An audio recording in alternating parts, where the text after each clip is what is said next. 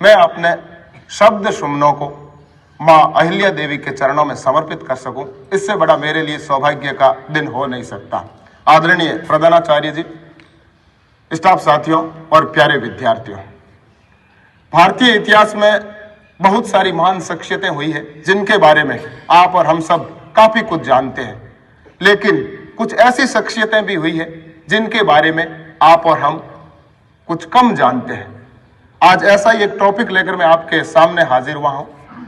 राजमाता और लोक माता अहिल्याबाई होलकर, जिसका नाम आप सब लोगों ने नाम तो सुना होगा, लेकिन उनके जीवन से जुड़े हुए किस्से और कहानियां शायद आप तक कम पहुंचे हैं। मेरा प्रयास रहेगा कि आज इस विषय पर मैं आपको मेरी तरफ से जो जानकारी है वो साझा। होलकर, जिनका जन्म 31 मई 1725 को महाराष्ट्र के अहमदनगर के चौंडी ग्राम में माता सुशीला व पिता माणेक जी शिंदे के घर हुआ था, शिंदे परिवार में हुआ था। और इनके परिवार के बचपन के संस्कार थे, संस्कारों के बलबूते पर ही इंदौर के महाराजा मल्हार राव होलकर जब पुणे जा रहे थे तो बीच में रास्ते में उनको विश्राम करने के लिए उस ग्राम में रुकना पड़ा। और सुबह वो अचानक देखते हैं कि एक छोटी सी बालिका, 8 वर्ष की बालिका शिव मंदिर के सामने बड़ी अनन्य भक्त है शिव की, और बड़ी एकाग्र चित्त होकर के शिव की भक्ति में लीन है। तो उनकी सादगी, विनम्रता और भक्ति को देख करके मल्हार राव होलकर ये तय कर लेते हैं कि मुझे इसे इंदौर राजघराने की पुत्र वधू बनाना है। हालांकि वो जानते थे कि अहिल्याबाई होलकर किसी राजवंश से संबंधित नहीं है, वो एक सामान्य से चरवाहे की बेटी है। फिर भी उनकी एकाग्रता, सादगी और भक्ति को देखकर वो ये तय कर लेते हैं कि मुझे इंदौर राजघराने की इसे बहू बनाना है। और महज 12 वर्ष की उम्र में वो इंदौर राजघराने की बहू बनती है। सन 1754 में, बहुत ही कम समय में, उनके पतिदेव की एक राजस्थान कुम्हेर युद्ध में मृत्यु हो जाती है। और उसके 12 साल बाद उनके ससुर जी की, मल्हार राव देव की भी मृत्यु हो जाती है। और उनके एक पुत्र है और मालोजी राव, उनका भी 1 साल बाद निधन हो जाता है। रानी पर संकट आ जाता है और 1767 में वो राजमाता बनती है इंदौर की, मालवा की।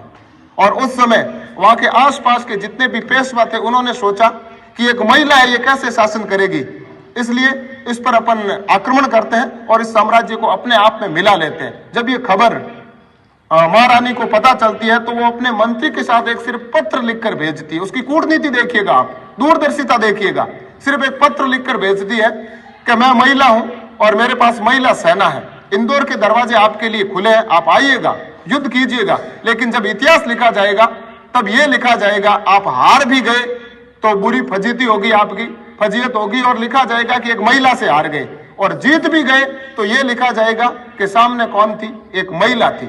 ऐसा सुनने के बाद वो पेशवा कहते हैं, नहीं, हम तो आपसे आराम पूछने आ रहे थे, आपसे युद्ध करने नहीं आ रहे थे। तो वो शिव की अनन्य भक्त थी और उन्होंने वो नित्य दान पुण्य का काम करती थी।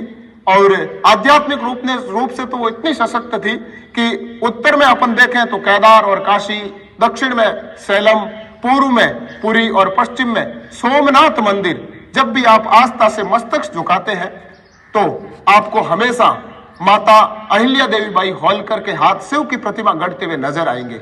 हम उस हिंदुस्तान देश से बिलोंग करते हैं, उस देश से आते हैं जहां कण कण में भगवान माना जाता है। पग पग पर माता अहिल्या देवी के तीर्थ स्थान बनाए गए हैं। शिव की वो अनन्य उपासक थी। इसका किस्सा आप देखिएगा कि जब भी वो राज चलाती थी तो राजाज्ञा के नीचे जब जो शासक होता है अपना हस्ताक्षर करते हैं, वहां वो भगवान का नाम लिखती थी, श्री शंकर।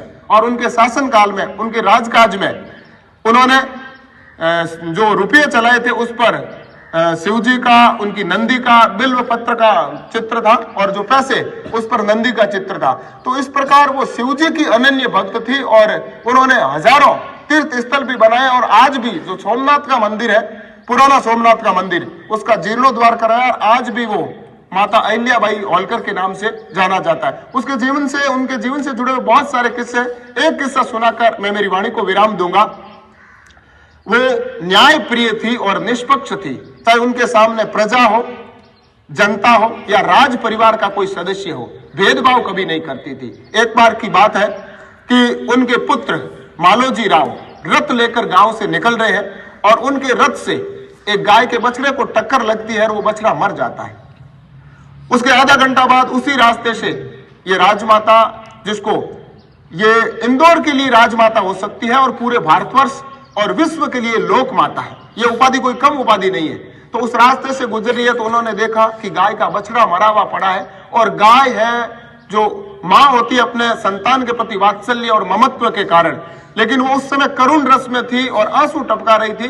तो उन्होंने पूछा लोगों से कि इस गाय के बछड़े को टक्कर किसने मारी, तो वहां के लोगों ने बताया कि अभी अभी रथ निकला था मालोजी राव का और उन्होंने टक्कर मार दी। वो सीधी राज दरबार में गई और जाते ही अपनी पुत्र वधू मालोजी राव की पत्नी से पूछा कि अगर किसी बछड़े को या किसी बच्चे को उसकी मां के सामने मार दिया जाए तो उस जान लेने वाले को क्या सजा होनी चाहिए। तो उनकी पत्नी कहती है कि प्राण दंड से कम कोई सजा हो ही नहीं सकती। तो उन्होंने तुरंत अपने बेटे को रस्से से बंधवा कर सड़क पर डाल दिया और मंत्रियों को आदेश दिया कि इन्हें रथ से कुचल दिया जाए। लेकिन उस रथ का सारथी बनने के लिए कोई तैयार ही नहीं था। राजमाता खुद सारथी बनती है और उस अपने बेटे को मारने के लिए वहां निकल पड़ती है। उसी समय एक बड़ी विचित्र घटना घटित होती है जो मालवा और इंदौर की लोक कथाओं में प्रचलित है। उस समय वो गाय आकर के आड़े आ जाती है और बार बार उस रथ को रोकती है और मार्ग में रुक जाती है। तब मंत्री साथ में थे, उन्होंने कहा कि राजमाता ये गाय भी चाहती है कि किसी मां के सामने किसी बेटे का वध न किया जाए, इसलिए इनको माफ कर दिया जाए। तो इस प्रकार वो माफ कर देते हैं और आज भी कहते हैं कि इंदौर में जिस बाजार में ये घटना घटित हुई, जहां गाय आड़े आई, उसको आज भी आड़े बाजार के नाम से जाना जाता है। साथियों, बहुत सारे किस्से हैं राजमाता और लोकमाता अहिल्या देवी होलकर के बारे में।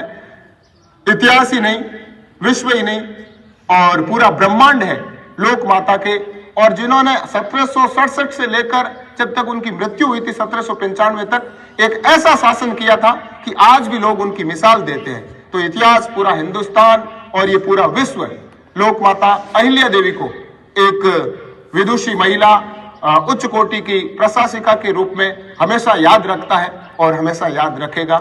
जय हिंद, जय भारत।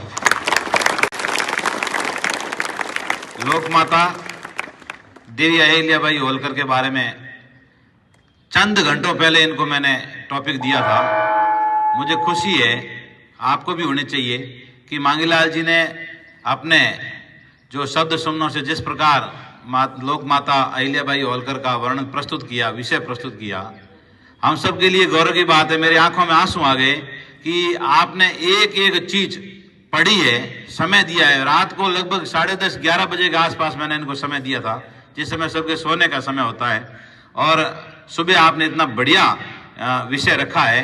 देवी अहिल्याबाई होलकर के बारे में जितना पढ़ा जाए, जितना सुना जाए, जितना देखा जाए उतना कम है।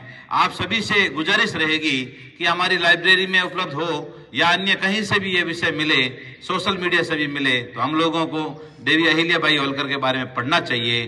भारत के जितने तीर्थ है, भारत के हिंदू सनातन संस्कृति के जितने तीर्थ है, वहां देवी अहिल्याबाई होलकर ने अपने खजाने से 12 लाख करोड़ रुपए उस समय जो उनके पास उनके जो सुपुर्द किया था, उस खजाने से आपने अन्न क्षेत्र, धर्मशालाएं, बावड़ियां, कुएं और ऐसे खूब सारे मंदिर और तीर्थ बनाए और घाट बनाए।